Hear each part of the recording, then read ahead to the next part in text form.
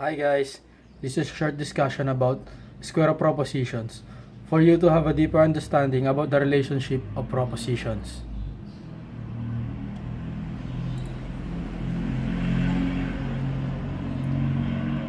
Teach a child what to think and you make him a slave of knowledge, but teach a child how to think and you make knowledge his slave.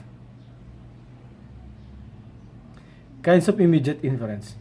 Logical square of oppositions, equivalence of propositions. Logical oppositions of categorical propositions.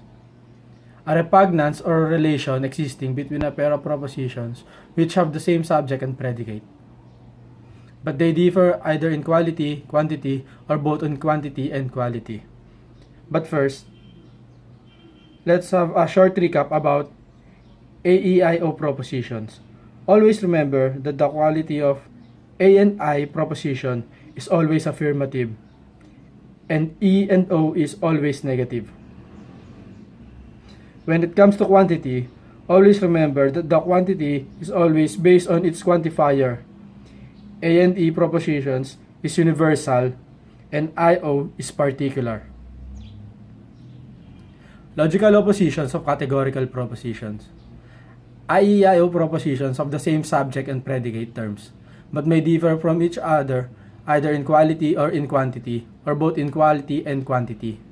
Due to their different properties, there arises opposition of some propositions. To oppose propositions is to affirm and deny the same predicate of the subject. With regard to these propositions, there are four types of oppositions: contradiction, contrariety, subcontrariety, and subaltern.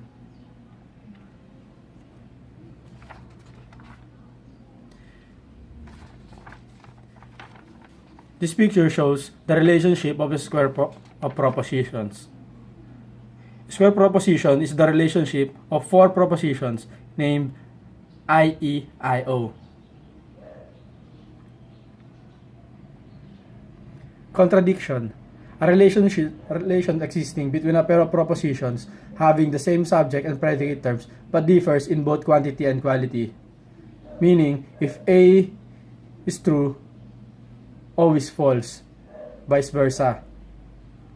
It is clear from such relation that one proposition is a denial of the other, so that they cannot be both true and cannot be both false. Rules.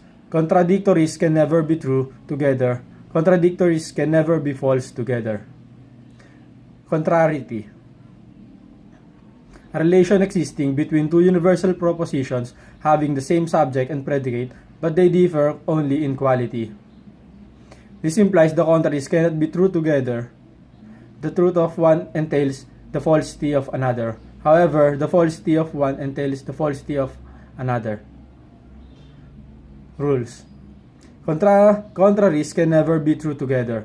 Contraries can be false together. If one is false, the other is doubtful. Subcontrariety. A relation between two particular propositions having the same subject and predicate terms, but they differ only in quality. Always remember, in quality. Unlike contraries, subcontraries are less extremely opposed since they are both particular, so that they cannot be both false, though they might be both true. They can never be false together. They can be both true if one is true, the other is doubtful. Subalternation. A relation between two propositions which have the same subject and predicate terms and quality, but they differ only in quantity. Since subalterns differ only in quantity, they assert the same truth as their universal. Because what is asserted universally of a class implies also to all members of that class. On the other hand, a predicate applied only to the part of a class does not necessarily extend to the rest of the class.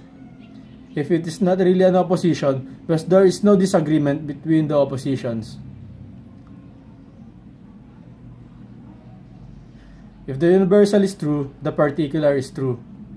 If the universal is false, the particular is doubtful.